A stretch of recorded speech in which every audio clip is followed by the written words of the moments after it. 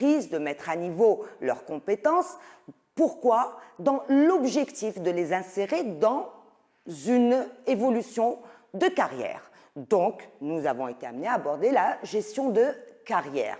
Donc, la carrière, c'est, je rappelle, bien sûr, la carrière, c'est l'ensemble des postes occupés par un salarié durant sa vie professionnelle.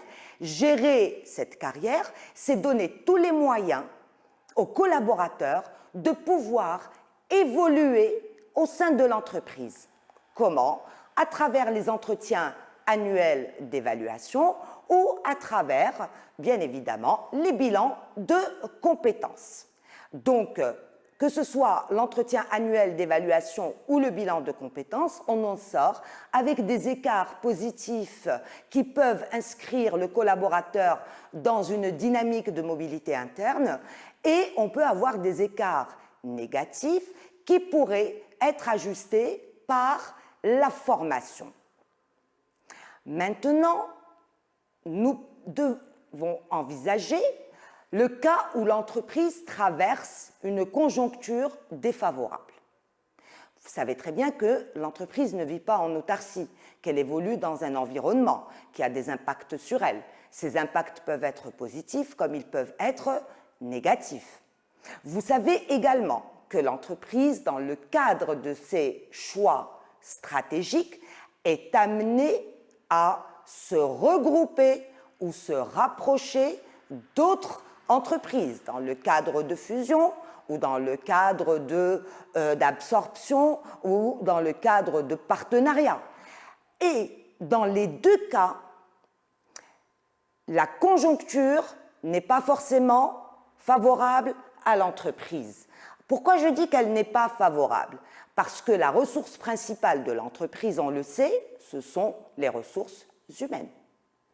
Et lorsque l'entreprise traverse des difficultés, la première solution qui se présente à elle est de mettre en place un plan social. Alors, qu'est-ce que ce plan social?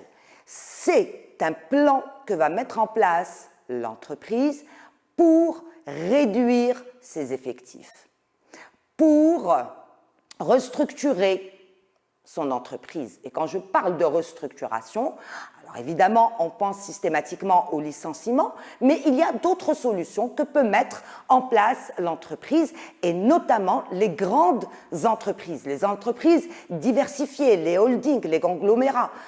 Eux, ils pensent plus à la restructuration. Mais une petite et moyenne entreprise va plutôt penser à d'autres solutions qui sont plus accessibles.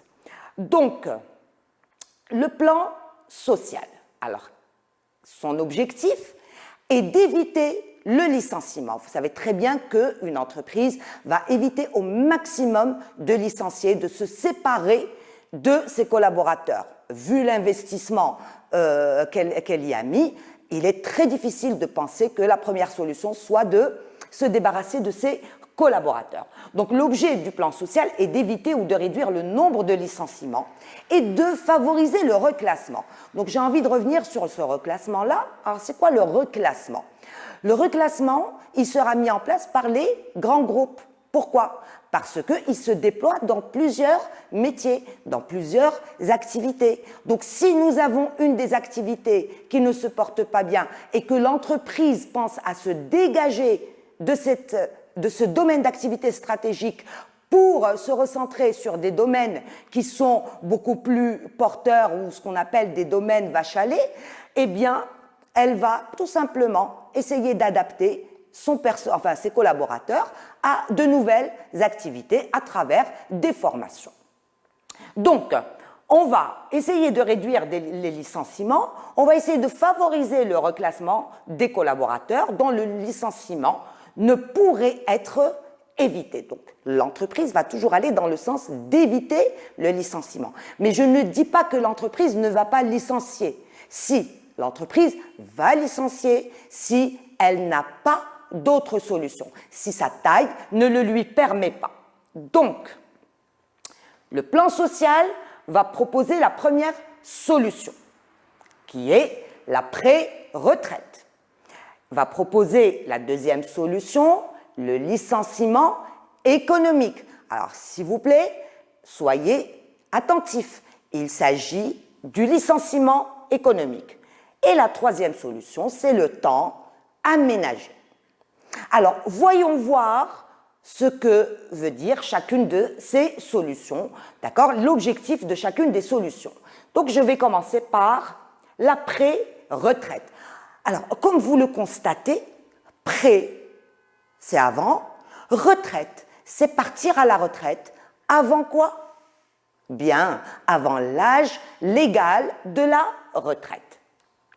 Alors, je vais essayer d'illustrer ça par cette image qui donne quand même, dans ce départ qui peut être chargé d'émotions, chargé de tristesse, chargé de nostalgie, d'avancer vers l'inconnu, d'avancer vers un rythme beaucoup plus réduit, etc. dans l'activité, mais n'empêche qu'il y a une lueur ou une lumière que vous voyez. Pourquoi? Parce que ça reste une solution, c'est-à-dire qu'au lieu de licencier un salarié, s'il est à 1 année ou 2 de sa retraite, on peut lui proposer de partir avant l'âge légal de la retraite. Ça reste une meilleure solution qu'un licenciement.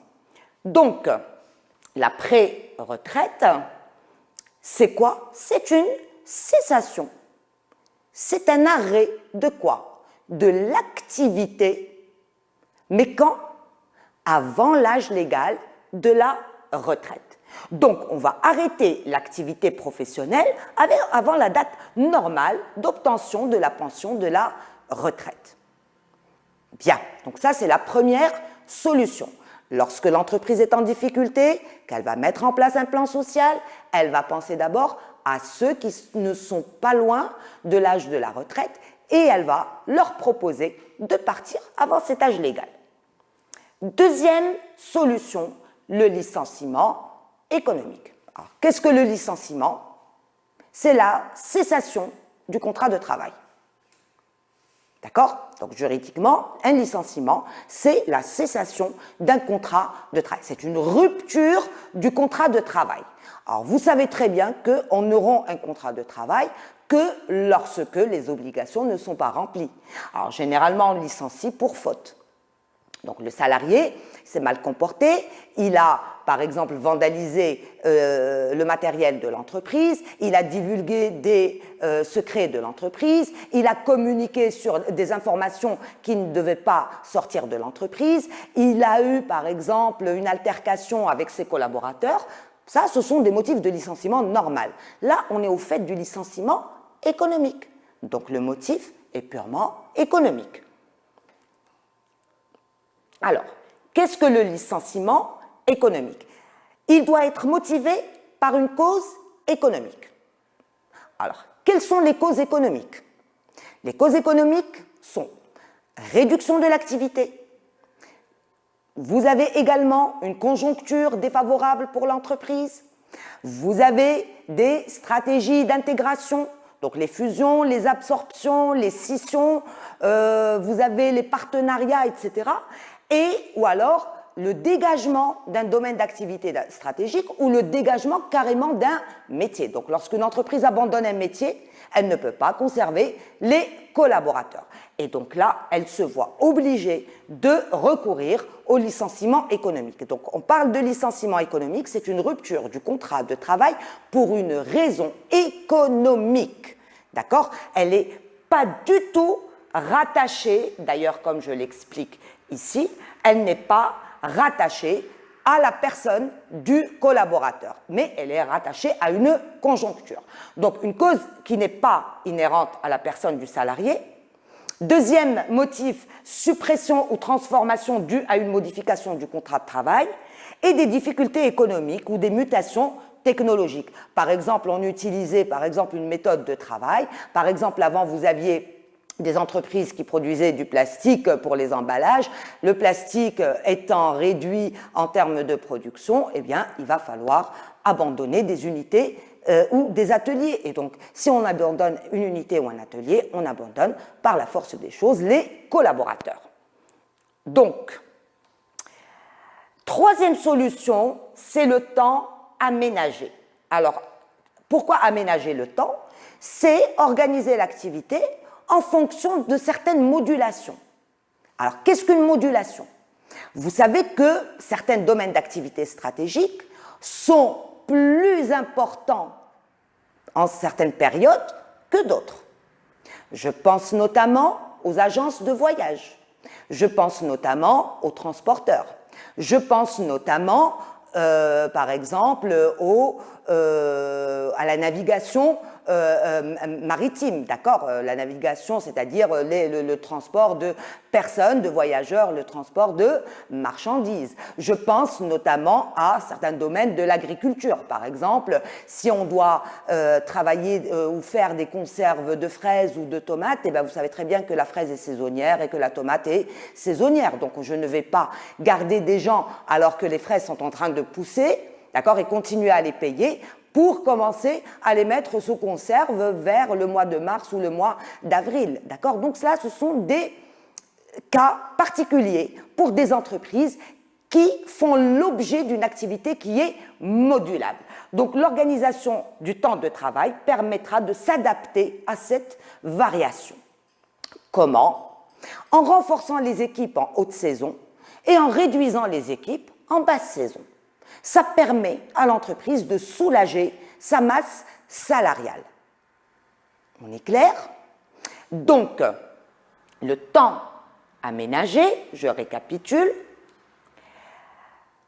il peut se faire soit dans un cadre journalier, c'est-à-dire que la personne va travailler des journées continues ou des demi-journées, soit hebdomadaire, soit travailler 2 jours par semaine ou 3 jours par semaine, ou alors ça peut être carrément annuel, c'est-à-dire la modulation. Alors, dans le cadre annuel, je pense notamment aux domaines, d'accord, qui sont conjoncturels, c'est-à-dire qui sont liés à la saisonnalité de leur activité. Donc, si je veux reprendre, le plan social, c'est l'ensemble des actions qui seront entreprises par une organisation pour éviter le licenciement. Les solutions, la pré-retraite, partir avant l'âge légal de la retraite. Deuxième solution, le licenciement économique, c'est-à-dire réduire son effectif, mais pour des raisons économiques qui sont liées à l'entreprise et à la conjoncture de l'entreprise. Troisième solution, c'est le temps aménagé. Alors, le temps aménagé, c'est reprogrammer, d'accord, le temps de présence des collaborateurs sur le terrain en fonction de l'évolution de l'activité. Alors, pour illustrer cela, nous allons faire une application. Alors, nous allons essayer de comprendre ce qui se passe dans une entreprise, d'accord, qui s'appelle Photobox. Alors, Photobox est une entreprise, en fait, c'est une start-up dont le métier est l'impression de produits photos. Alors, plus simplement, vous avez des photos, vous les envoyez à Photobox, elle vous fait des albums, elle vous envoie les albums imprimés, d'accord, avec bien évidemment un support numérique contenant évidemment toutes ces photos. Donc, c'est un site d'impression de produits photos leader en Europe. Alors, Photobox a annoncé un plan social à ses salariés parisiens. Alors, quand je lis une phrase comme ça, je comprends que l'entreprise, elle n'est pas uniquement en France. Parce que là, elle a précisé que ce sont ses salariés parisiens. Donc, elle doit en avoir d'autres sur d'autres sites. Vous suivez? Nous sommes chez Photobox. Site d'impression, plan social pour les salariés parisiens qui sont en France, à Paris. Alors, qu'est-ce qui se passe? Eh bien, ce groupe d'impression en ligne a annoncé à ses effectifs un plan de sauvegarde de l'emploi. C'est le plan social, parce qu'on a dit que le plan social, c'est tout ce qui pourrait éviter le licenciement. Donc, on l'appelle un plan de sauvegarde de l'emploi, touchant Photobox France. Donc, Photobox doit exister dans d'autres pays. Nous allons voir dans le texte. Les 53 salariés concernés travaillent dans ces bureaux parisiens qui fermeront d'ici 3 mois. Tiens. Un porte-parole de Photobox indique que le groupe opérera désormais depuis son siège londonien. Nous y sommes. Donc le siège de l'entreprise est à Londres et une annexe ou une succursale est à Paris. Alors, qu'est-ce qui se passe dans le siège londonien? Dans le siège londonien, les activités concernent les produits, marketing, activités commerciales et ressources humaines. Et ne laissera à Paris qu'une direction technique et data, c'est-à-dire tout ce qui est informatique, tout ce qui est gestion et numérisation des produits, enfin des photos, etc. Donc, on nous explique la nouvelle configuration de l'entreprise Photobox. Donc, tout ce qui est activité produits, marketing, commerce et ressources humaines, Londres. Et on ne garde à Paris qu'une activité. Donc, ce que je comprends, c'est que certaines de ces activités-là étaient également existantes à Paris. Sauf que là, on a réduit, d'accord, l'activité dans la succursale parisienne à l'activité technique et l'activité data. Donc, où vont partir les autres collaborateurs? Eh bien, ils vont s'inscrire dans ce qu'on appelle un plan social ou un plan de sauvegarde des emplois. Alors, ce leader est présent dans 19 pays. Ça me ramène vers la taille de l'entreprise. Donc, c'est une grande entreprise. Donc, moi, ma question est, quel a été le mode de croissance et quelles ont été les modalités de croissance pour se développer, c'est-à-dire de passer de start-up à une présence mondiale, globale? Eh bien, le groupe, vous notez bien le groupe. Donc, nous sommes dans une forme de croissance externe. Nous sommes dans une intégration et nous sommes dans une forme de concentration. Et si vous vous rappelez bien, dans le cours de la concentration, on avait dit que les limites de la concentration, c'était la réduction des effectifs. Eh bien, nous y sommes. On doit gérer ce choix stratégique par la réduction des effectifs. Donc, le groupe a été racheté. Il a été racheté. Donc là, on est face à quoi? À une absorption. Donc, il y a eu des opérations d'absorption. D'accord? Intégration. Alors, j'imagine que c'est une intégration horizontale, si on absorbe des entreprises de même métier, ou verticale en amont ou en aval, si on absorbe des fournisseurs ou si on absorbe des clients producteurs. Donc, il y a eu des rachats. Donc, il y a eu concentration. Donc, il y a eu rachat, il y a eu croissance externe, il y a eu concentration. Bien. Donc, ce mouvement, évidemment, a fait qu'il y a eu de nouvelles orientations stratégiques. Alors, parmi ces orientations stratégiques, il a été décidé de limiter l'activité dans un des 19 pays, notamment la France, de la limiter à 2 activités, c'est-à-dire l'aspect technique et l'aspect informatique, et de concentrer l'ensemble des activités, ou la majorité des activités, à Londres. Donc, ça justifie ce plan social.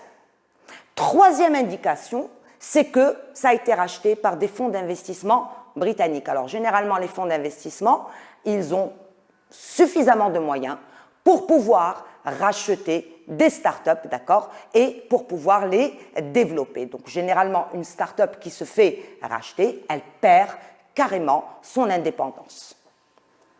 Alors, avant son rachat, elle affichait quand même une santé financière extraordinaire, d'accord, avec des indicateurs positifs par rapport au chiffre d'affaires, etc. Mais stagnation de 5% en 2016 et en 2017. Et c'est cette stagnation qui va motiver la modification des choix stratégiques. Alors, qu'est-ce qui s'est passé entre-temps? Il s'est passé qu'on a pensé à la restructuration pour regrouper les équipes par compétences plutôt que par pays. D'accord? Donc, notez restructuration, s'il vous plaît. Je l'ai signalé. Notez restructuration. Conclusion, le groupe reste rentable, mais la vision a changé, les nouveaux propriétaires. Donc voilà, on arrive à ces problèmes de concentration, hein, c'est les limites de la concentration. Donc, les salariés français commençaient quand même à se poser des questions, ils commençaient à quitter par eux-mêmes avant que ce soit pris que la décision ne soit prise, parce qu'ils étaient convaincus qu'ils étaient un peu sur le départ. Et donc, la phase qui s'achève avec l'annonce du PSE, du plan de sauvegarde des emplois. D'accord? Donc, vous avez noté restructuration, vous avez noté PSE. Bien. Alors, essayons de comprendre restructuration et PSE. Alors, la restructuration, c'est l'ensemble des actions qui vont consister à redéployer les salariés, d'accord, sur d'autres activités ou d'autres filières ou d'autres filiales. Le plan de sauvegarde des emplois, c'est un dispositif qui prévoit des mesures, d'accord, dans le but d'éviter ou de limiter les licenciements. Donc, si je vous entends là, si je vous pose la question, proposez des solutions, vous allez me dire, bien, pré-retraite, oui, licenciement économique, très bien. Et enfin, on a le temps aménagé. Donc, les deux solutions, restructuration, c'est-à-dire redéployer les salariés sur d'autres pôles ou d'autres activités, plan de sauvegarde de l'emploi, c'est le plan social.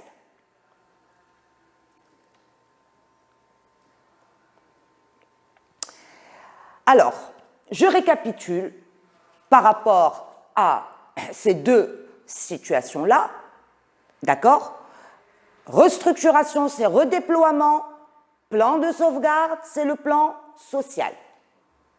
Alors, donc, quelles sont les raisons qui justifient le plan social et en quoi consiste l'action? Eh bien, les raisons, évidemment, rachat de l'entreprise par les deux groupes. Ce mouvement de rachat, évidemment, va souvent motiver le plan social, et un mouvement de rachat, bien évidemment, c'est un mouvement de concentration ou d'économie d'échelle, c'est-à-dire qu'on réduit les effectifs pour faire des économies d'échelle. Ça peut motiver un plan social. Deuxième chose, c'est que le plan d'action retenu par Photobox consiste à regrouper les salariés par compétences et non pas par région. Donc les deux compétences retenues sont l'informatique et l'aspect technique, et le reste a été redéployé sur Londres. Donc elle peut proposer aux salariés qui ne veulent pas quitter ou qui sont jeunes ou sur lesquels on a investi en termes de formation et en termes de gestion de carrière, on peut leur proposer de s'expatrier en Angleterre, d'accord, pour pouvoir maintenir leur activité. Alors, il sera accompagné d'un plan de formation, bien évidemment, il faut s'adapter à cet environnement anglophone, il faudrait quand même envisager de la mobilité interne ou tout simplement demander un départ anticipé à la retraite. Donc, je reprends, le plan d'action retenu par Photobox, ce n'est pas systématiquement de licencier, mais de restructurer. Donc, ils sont dans une vision de sauvegarde de l'emploi. Je vous remercie pour votre attention. J'espère que j'ai été claire, d'accord? Et je vous souhaite une bonne fin de journée. Au revoir.